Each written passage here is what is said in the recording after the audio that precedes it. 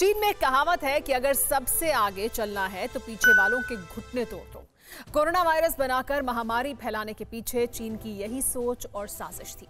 इससे भी इनकार नहीं किया जा सकता है कि दुनिया को घुटनों पर लाने की साजिश में चीन को कुछ हद तक कामयाबी भी मिली। 1.5 साल से इंसानियत सबसे बड़ी त्रासदी के दौर से गुजर रही है। 30 लाख से ज्यादा लोग कोरोना काल के गाल में समा गए। दुनिया की बड़ी बड़ी कंपनियां ठप हो गई, कई जिंदगियां गुजर गईं, कुछ भूख से तो कुछ जानलेवा कोरोना वायरस से। शहर शहर कोहराम है जिसका जिम्मेदार सिर्फ और सिर्फ चीन है।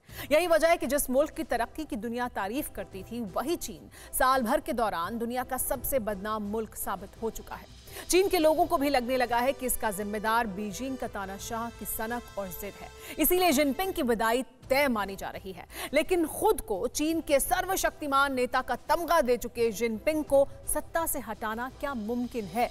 ये एक्सक्लूसिव रिपोर्ट देखिए। झूठी थी वो कसम जो जिनपिंग ने खाई थी, झूठा था वो वादा जो जिनपिंग ने किया था। 3 साल पहले की यही तारीख थी। बीजिंग का सेंट्रल हॉल खचाखच भरा था। चीन की कम्युनिस्ट पार्टी के 3000 से ज्यादा सदस्यों के साथ ही चीन के जनरलों की पूरी फौज जमा थी जब जिनपिंग को चीन में सर्वशक्तिमान नेता होने का खिताब हासिल हुआ था। जिनपिंग जब तक जीते चीन के राजा बनकर रह सकते थे, ना कोई रोकने वाला ना कोई टोकने वाला। लेकिन अब ये दौर बीत चुका है। जनाब जिनपिंग की उल्टी गिनती शुरू हो चुकी है। पक्की रिपोर्ट है कि चीन में जिनपिंग की सत्ता खत्म होने के आसार हैं। जिनपिंग का तीसरी बार चीन का राष्ट्रपति बनना मुश्किल है। जिनपिंग पहली बार 2012 में राष्ट्रपति बने। 2018 में जब दोबारा राष्ट्रपति की शपथ ली तो चीनी भी जिनपिंग के नाम की कसम खाने लगे थे।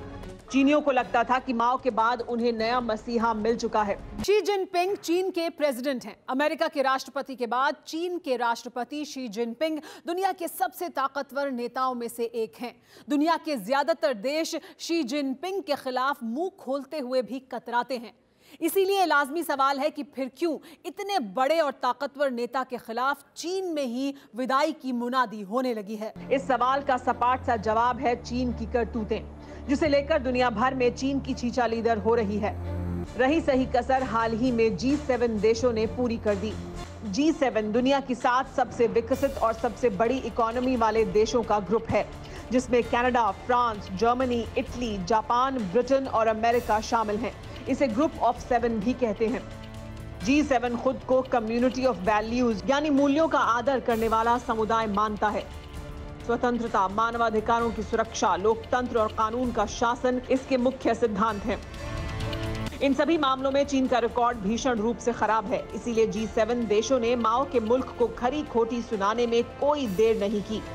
पिछले हफ्ते G7 देशों ने ताइवान के ऊपर कार्रवाई, साइबर स्पेस में घुसपैठ, मानवाधिकार उल्लंघन, बेल्ट एंड रोड इनिशिएटिव में नुकसान को लेकर जिनपिंग को कटघरे में खड़ा कर दिया। फिर क्या था, चीनियों को भी एहसास हो गया कि शी नाम के राजा के रहते उनकी नाक यूं ही कटती रहेगी। मुंह के आगे कोई ना बोले, लेकिन खबर पक्की है कि चीन की जनता शी जिनपिंग से नाराज है। चीन की कम्युनिस्ट पार्टी में जिनपिंग को लेकर गुस्सा है। चीन की फौज में भी जिनपिंग के खिलाफ बगावत की आग सुलगने लगी है।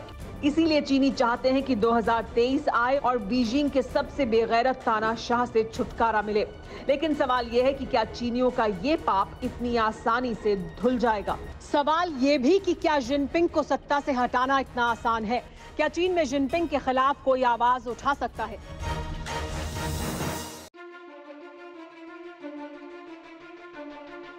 ये सवाल इसलिए क्योंकि चीन में हर जगह जिनपिंग ही नजर आते हैं। टीवी पर, अखबारों में, दीवारों पर, हर जगह बीजिंग के तानाशाह की तस्वीरें चस्पा रहती हैं। इतना जान लीजिए कि जिनपिंग के पास सिर्फ चीन के राष्ट्रपति का ही ओहदा नहीं है। दुनिया में किसी नेता के पास इतनी पदवियां नहीं हैं जितनी जिनपिंग के पास। चीनी कम्युनिस्ट पार्टी के जनरल सेक्रेटरी हैं, जो इनको चीन में सबसे ताकतवर बनाता है। पीपल्स रिपब्लिक ऑफ चाइना के प्रेसिडेंट हैं, जो दुनिया में उनको एक बड़ी जगह दिलाती है। चीन की फौज के कमांडर इन चीफ हैं, जिसके तहत पूरी मिलिट्री जिनपिंग की कमांड में है। साफ है कि चीन के कथित नेता चीन के आवाम से लेकर चीन की फौज तक जिनपिंग के पालतू हैं। बाकी खौफ पिछले 8 साल में जिनपिंग के कारनामे पूरे कर देता है। जिनपिंग जिस साल राष्ट्रपति बने उससे पहले चीन अपने पैरों पर खड़ा हो चुका था। इससे पहले तक चीन दुनिया के ज्यादातर मुद्दों से खुद को अलग रखता था, दुनिया के सामने खुद को दिखाने से कतराता था, बड़े मुद्दों पर बोलने से बचता था। लेकिन जिनपिंग ने सब कुछ बदल दिया। जिनपिंग के पिता भी शासन में रहे थे। जिनपिंग को पहले से पता था कि क्या दांव खेलना है। आते ही डिक्लेयर किया कि करप्शन बर्दाश्त नहीं करेंगे। लोग सलाखों में भेजे जाने लगे। जो मुंह खोलता वो देश छोड़ता या जेल का मेहमान बनता, जिसके बाद चीनी कम्युनिस्ट पार्टी में लोगों के तोते उड़ गए। ऐसा डर फैला कि पूछिए मत। एक तरफ चीन की इकोनॉमी गड़बड़ा रही थी, दूसरी तरफ करप्शन के नाम पर जेलें फुल की जा रही थी। ये 4 तस्वीरें जो आप देख रहे हैं, ये भी चीन की कम्युनिस्ट पार्टी के नेता थे, जिन्हें जिनपिंग ने जेल में भिजवा दिया। कई नेताओं को सरेआम फांसी की सजा तक सुना दी गई। बाकी जो बचे उन्हें चीन से रातों रात गायब करवा दिया गया। ही जियानकुई चीन के वैज्ञानिक थे, जिन्हें हांगकांग के एक होटल से अगवा किया गया, अब तक लापता हैं। एक्ट्रेस फैन बिंगबिंग जिनपिंग के खिलाफ बयान दिया, 2018 के बाद से लापता हैं।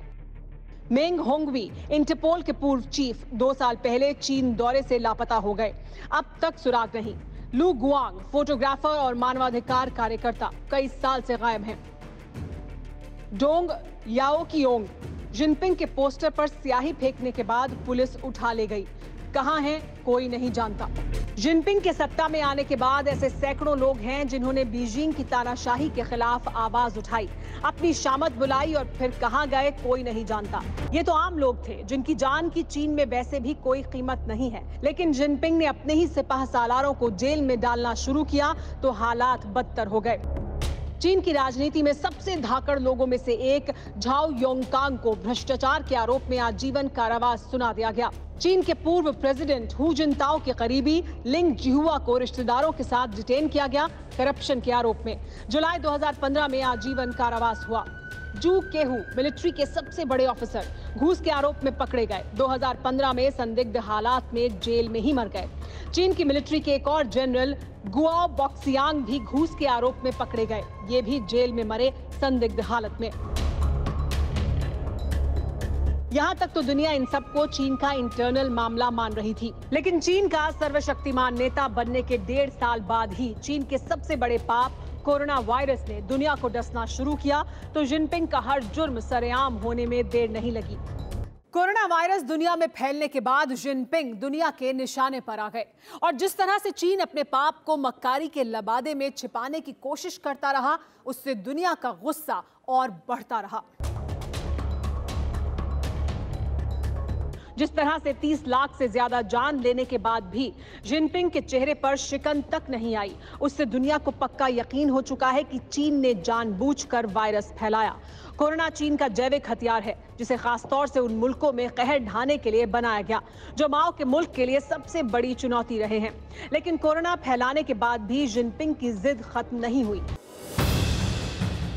जिनपिंग के बयानों को दुनिया सुन रही थी तो माओ के वारिसों की करतूतों को जमाना देख रहा था, क्योंकि कोरोना फैलाने के बाद भी चीन ताइवान पर कब्जे की साजिश रचता रहा है, फिलीपींस के साथ जंग की तैयारी कर रहा है, पड़ोसी देशों में घुसपैठ और कब्जे की कोशिश करता रहा।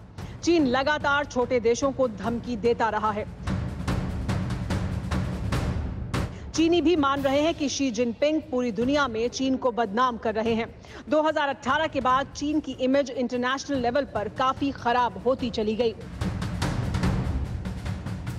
शी जिनपिंग के शासनकाल में चीन की इमेज एक ऐसे देश की बन गई है जो सिर्फ धमकियां देता है, जिसका खामियाजा दुनिया के दूसरे मुल्कों में रहने वाले चीनियों को भी भुगतना पड़ता है। इसीलिए शी जिनपिंग के सियासी भविष्य पर सवाल उठने लगे हैं। माना जा रहा है कि आने वाले 1.5 साल में दुनिया को सबसे बड़े तानाशाह, मक्कार और झूठ के सुल्तान की साजिशों से छुटकारा मिल जाएगा। अड़ी सोमवार से शुक्रवार शाम 6 बजे सिर्फ TV9 भारतवर्ष पर।